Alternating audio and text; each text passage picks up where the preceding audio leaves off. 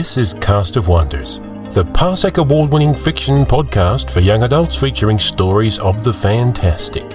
Welcome! Now folks, before we begin today, a reminder that this coming Wednesday, September the 25th, Cast of Wonders will debut Phoenix Watching, the first camp myth novel by Chris Lewis Carter. This story unfolds over 15 chapters and will be airing one chapter a week every Wednesday, in addition to our regular stories on Sundays. What is camp myth? Well, turn up Wednesday and find out. But it's a magical world where young centaurs, kitsune, dryads, cyclops, mermaids and other mythical creatures spend their summers adventuring and earning merit badges, such as Phoenix Watching. We'll have a special page on the Cast of Wonders website where you can see artwork from Phoenix Watching and find links to all the episodes after they air, as well as links to buy your own copy of Phoenix Watching or the Camp Myth role-playing game. There might even be a few surprises that crop up as the story progresses, so be sure to check back for the latest news. Now, on with the show! Today we present Melissa Embry's story, Gift Cards of an Ex-Goddess. Melissa says, I'm a former journalist living in Dallas, Texas, whose short fiction has appeared most recently in Stupefying Stories and Jake's monthly anthologies. My fantasy short story, After the War, is scheduled to appear online in the Lorelei Signal in October and in Lorelei's print magazine, Mystic Signals, in November 2013. We're not writing fiction. I mouth off on Facebook and blog at nojobforsissies.blogspot.com. Check the show notes for details. Your narrator is Christiana Ellis. Christiana is a writer podcaster currently living in Cambridge, Massachusetts. Her novel Nina Kimberly the Merciless was podcast online and it was published in print by Dragon Moon Press. Her comic audio drama Space Casey was the winner of a Parsec Award and a Gold Mark Time Award. She also hosts and participates in a number of non-fiction podcasts, including Talking About Survivor, Something Ventured, Nothing Gained, Beyond the Wall, and SpecVicMedia.com presents Consumption. All her stuff can be found at ChristianaEllis.com. And again, check the show notes for details.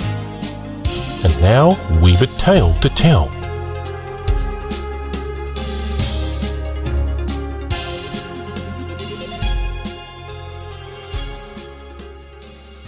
Gift Cards of an Ex-Goddess by Melissa Embry. When the child in Mrs. Chaudhry's womb turned a somersault, Mala knew her time as an avatar was running out. So, do you think this will be the one? Mrs. Chaudhry asked, turning from side to side to catch a glimpse of her reflection in the silver voting images. Do you think this will be the one?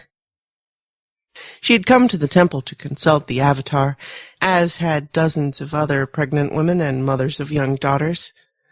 Everybody could see Mala becoming more nubile daily, and by the custom older than the memory of anyone on the holy mountain, the goddess must soon seek a younger maiden to inhabit.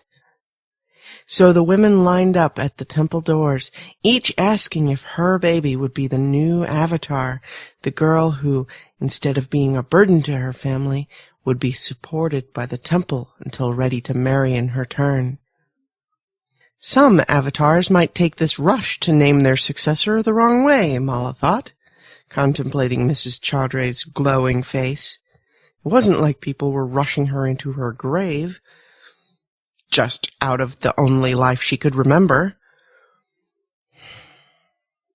Despite all the hopeful women she'd seen lately, no other of their flaunting bellies sent a chill running down her back like this one did. No others had given her a queasy feeling in her own belly. That night, Mala stripped the temple of its treasures. By the light of the temple's butter-filled lamps, painted eyes of gods and demons watched her survey the offerings accumulated in the 13 years of her tenure. Or was it 14? Maybe she'd ask the guardian how long she'd been here, The Guardian was good with numbers. They'll miss me when I'm gone, she thought. I dare the next Avatar to do this good. Into her open suitcase, the shabby one her unknown parents brought with her when she entered the temple as a baby, she tossed a necklace of gold so pure she could scratch it with her fingernail, a present from a grateful starlet for landing her career-making role, followed by a wad of dinar notes, a handful of gift cards. Gift cards for answered prayers? She'd hardly noticed before, but the rectangles of gaudy plastic were everywhere. She added them to her suitcase. At the top of the temple's staircase, a skeletal figure materialized from the shadows and descended toward the young girl.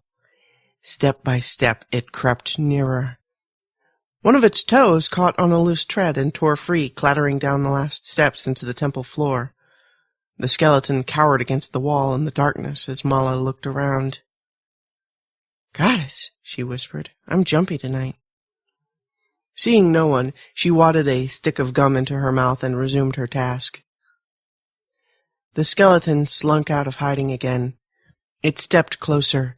It was near enough to the girl now for its breath, if it had any, to set the gilded ornaments in her hair trembling. The lamps flickered, filling the skeleton's hollow eye sockets with reflected flame. One step more. It laid a hand on the young girl's shoulder. "What do you think you're doing, goddess?" it asked. The girl turned and popped her gum in the skeleton's face. "Don't call me goddess anymore. The name's Miss Pretty Divine from here on."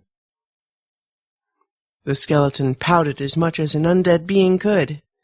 "I knew I shouldn't have let you download those trashy films. I never used to worry about goddesses shopping online." "Better luck with the next one." Mala tossed a jeweled Rolex after the gift cards. "And what am I doing? Clearing out while I can, before I lose my divinity. Not that it's any of your business." "It is my business."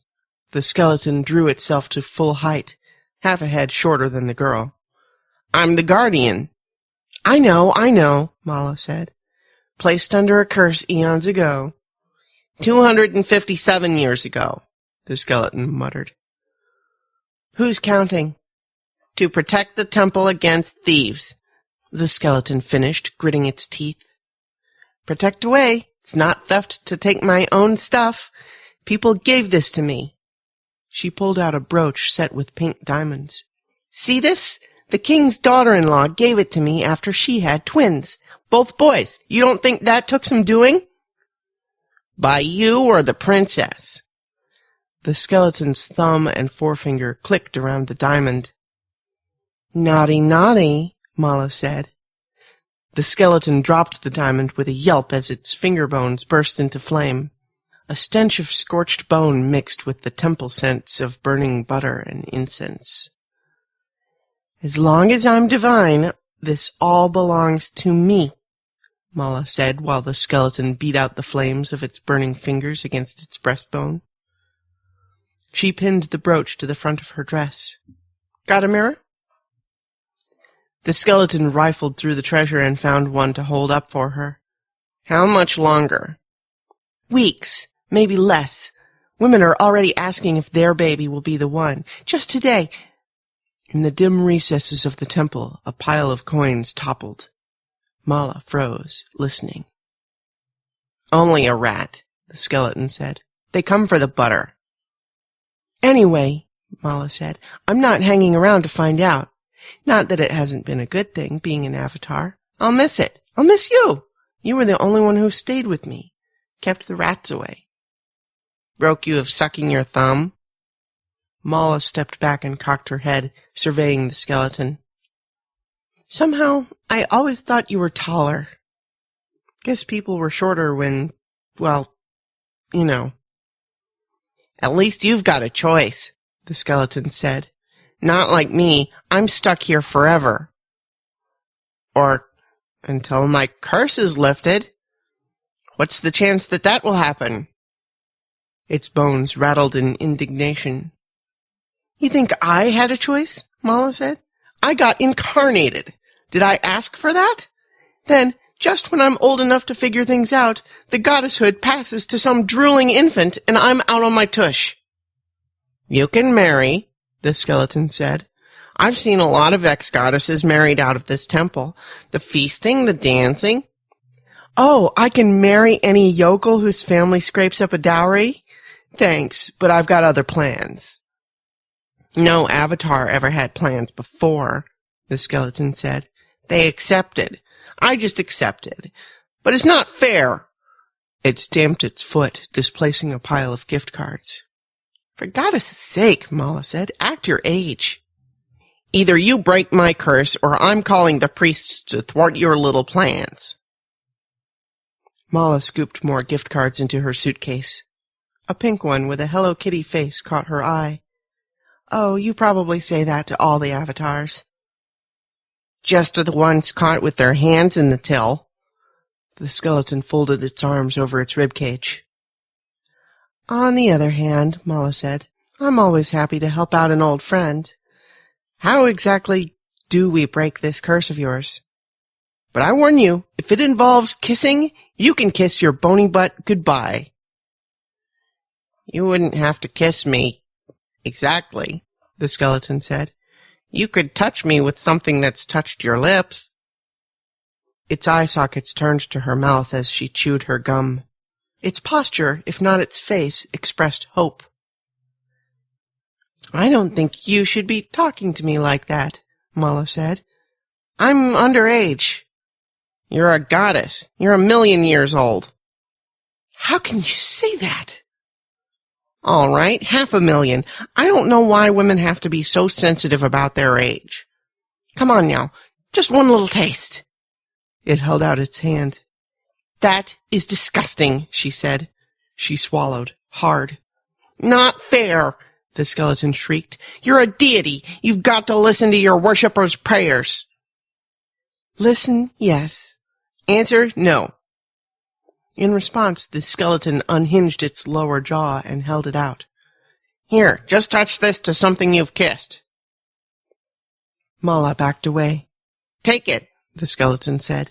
Its voice moved to the jawbone, vibrating as it lay on her open palm. The skeleton closed her fingers around it. In case you change your mind. Why would I want...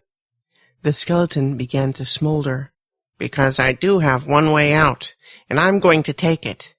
Only remember, every part contains the whole. What does that mean? Mala stared in horrified fascination as the skeleton's frame began to blacken and crumble. If even a single one of my bones touches something you've kissed, it whispered, I can regenerate. You can't do this, Mala said. You can't leave me alone, not yet.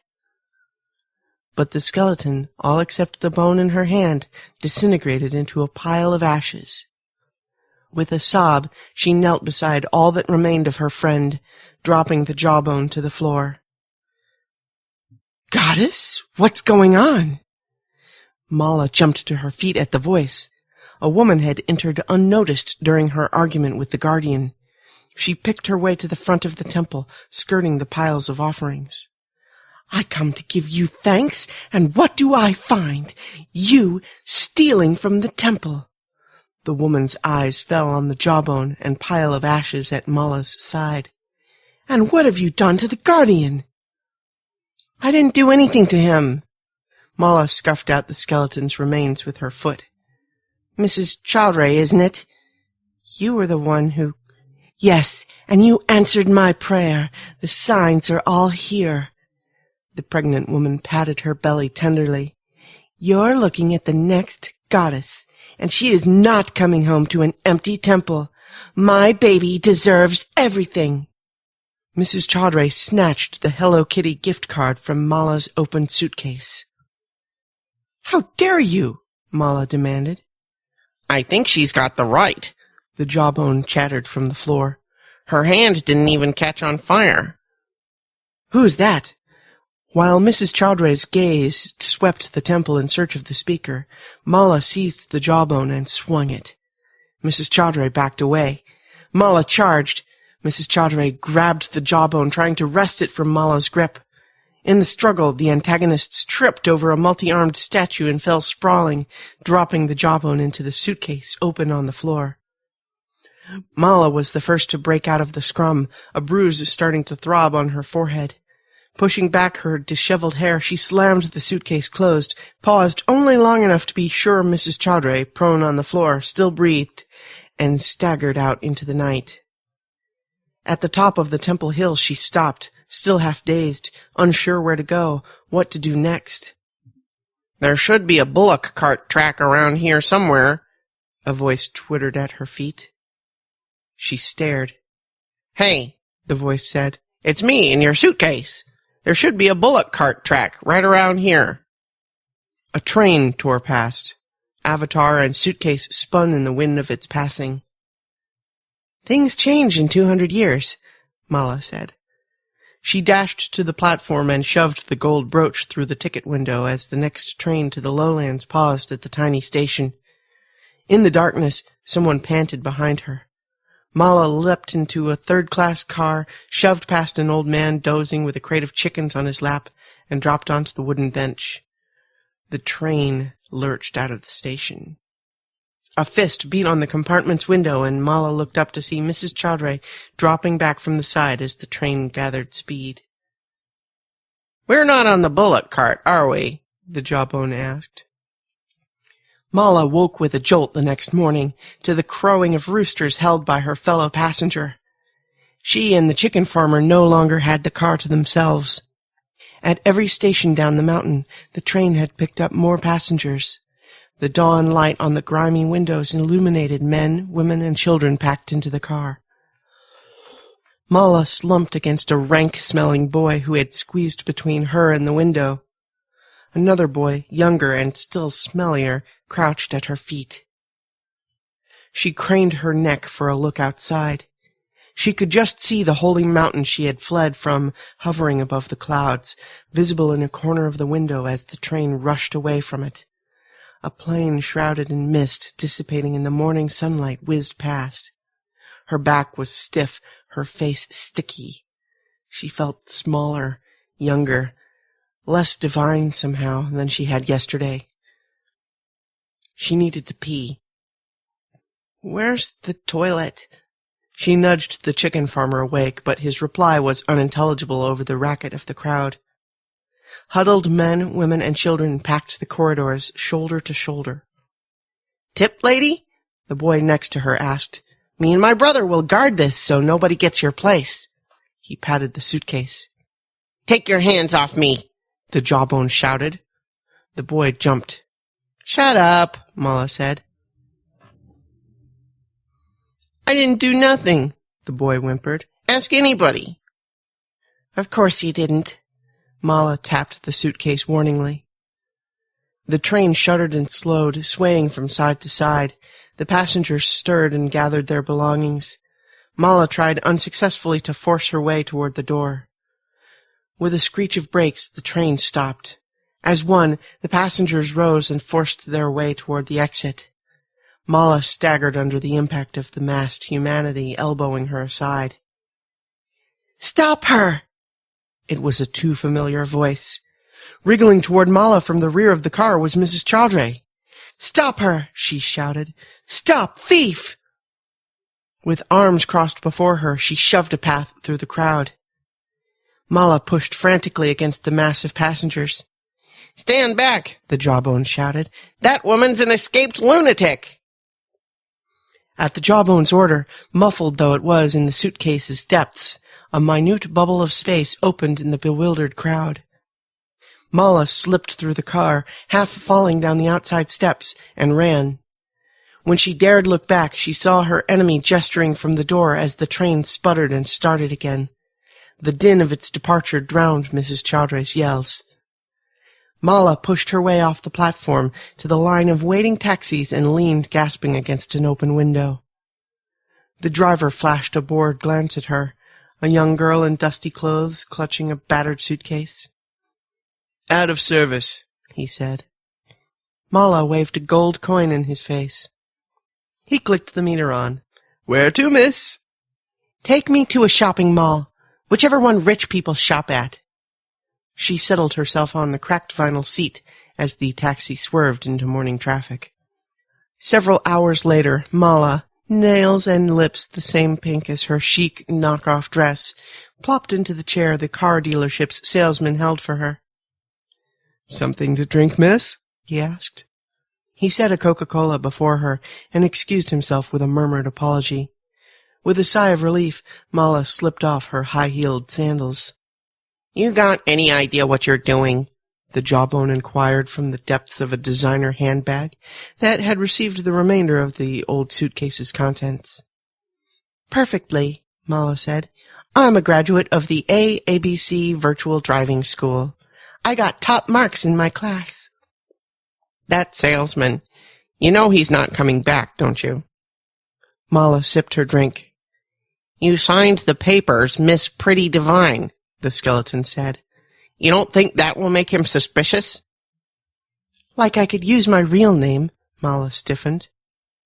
"Wait, you saw that?" "Looky, looky, your divinity." The handbag teetered back and forth. "You gnawed a hole in my new purse." "Wake up, Mala. You paid for a car with handfuls of $1,000 gift cards. The salesman's probably calling the revenue department right now." As Mala gripped the heel of a sandal to whack the handbag, a too well-known voice boomed from the outer showroom. "There you are!" Mrs. Chaudhry staggered into view, blocking the doorway, hair straggling over her shoulders, clothing torn and wrinkled, bosom and belly heaving.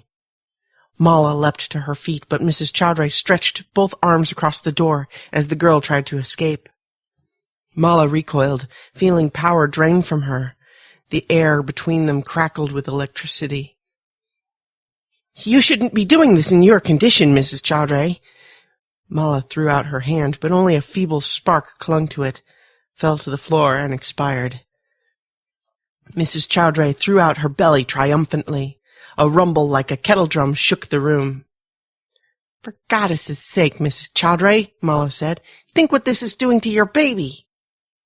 But Mrs. Chaudhry, laughing in a way that boded horror for the reign of the next avatar, bounced Mala, spent and mortal, into a corner.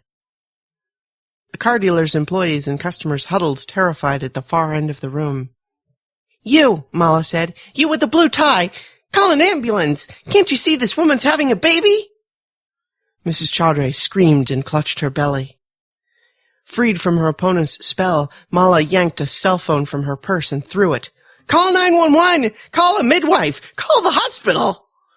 One shoe off, one on, Mala hobbled out of the confusion and onto the parking lot as an attendant pulled up in a Cadillac convertible whose pink finish matched Mala's fingernails. She threw herself in and fishtailed onto the street, not glancing back until the wail faded in the distance. She drew a deep breath at last when stopped in traffic at a red light, and reached into her purse for a lipstick. She was free. She was mortal, and she was free. She touched up her lipstick, her favorite shade of pink, and started to cap the tube. And then, why not? She pulled out the jawbone, drew a line of pink X's and O's on the age-smoothed bone, tucked it back inside her purse, and tossed it into the back seat. "I owe you, Guardian," she said. The light changed, horns blared. The erstwhile avatar stomped the caddy's accelerator. "Please, goddess," she prayed. "I know he's not tall, but could you at least make him good-looking?" "So, where do we go from here, goddess?" asked the reedy voice she had heard as long as she could remember. "So this is how it feels. Unanswered prayer." She adjusted the rearview mirror. "Oh, my goddess!" she screamed at the sight of what sprawled in the back seat. "You're naked! And you're just a kid!" The former skeleton looked down and smirked. "I never thought I'd see that again." "Put the purse over it," Mala said. "I don't want to see that again. How old are you, 10? 9.5, the boy said. "Plus 257 years, Mala said. "I can't believe I've been watched over by a kid." "I don't have to watch over anybody anymore. You broke the curse." He extended a grubby hand. "You're not... Oh, no, you're not going to be my boyfriend." I'm not your boyfriend anyway, the boy said. I wouldn't be your boyfriend if you were the last goddess on Earth. Don't touch me until you've washed. Mala waved away his hand. And stop calling me goddess. The name's... Yeah, I know. We'd better find you some clothes before we both get arrested, she said. And food, he said, licking his lips. I haven't eaten and... Don't say it, she ordered.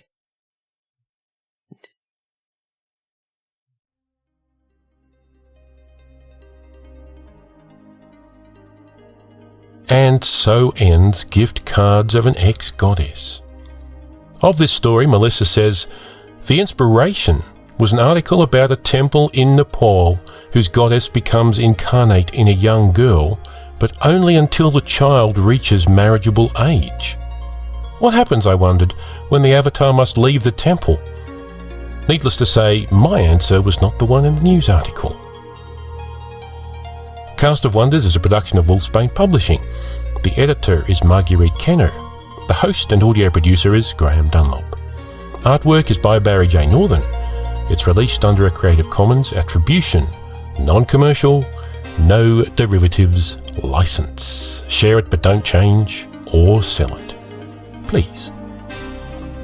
Theme is Appeal to Heavens by Alexei Nov on musically.com.